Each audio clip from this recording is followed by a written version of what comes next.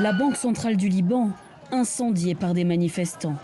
Symbole d'un pays en plein naufrage économique. À Tripoli, où l'armée est intervenue, mais aussi à Beyrouth, la nuit a été tendue. Vous, vos enfants, vos mères et vos pères ont faim. Peu de gens travaillent. La majorité est sans emploi depuis qu'on a perdu notre travail. Qu'est-ce que vous attendez? Il est temps de descendre dans la rue. Dans la rue, les Libanais y sont depuis le mois d'octobre. Voilà des mois que le pays s'enlise dans la plus grave crise économique depuis la fin de la guerre civile en 1990.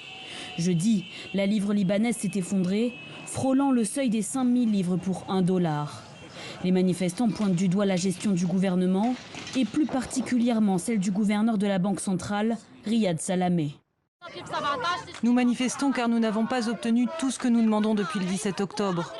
Nous avons un Premier ministre pire que le précédent. Nous ne pouvons pas nous nourrir ou payer notre loyer. Nous continuerons à manifester tant que le taux de change ne baissera pas et tant que nos demandes ne seront pas entendues. Alors, en réponse, le Premier ministre Hassan Diab et le gouvernement libanais ont multiplié les réunions et annoncé des mesures. La valeur du dollar par rapport à la livre libanaise sera réduite à partir d'aujourd'hui. Mais en réalité, cette baisse ne sera pas effective avant lundi. Un dollar équivaudra à moins de 4000 livres libanaises et il descendra à 3000 ou 3200. Les autorités libanaises négocient également des aides financières avec le Fonds monétaire international.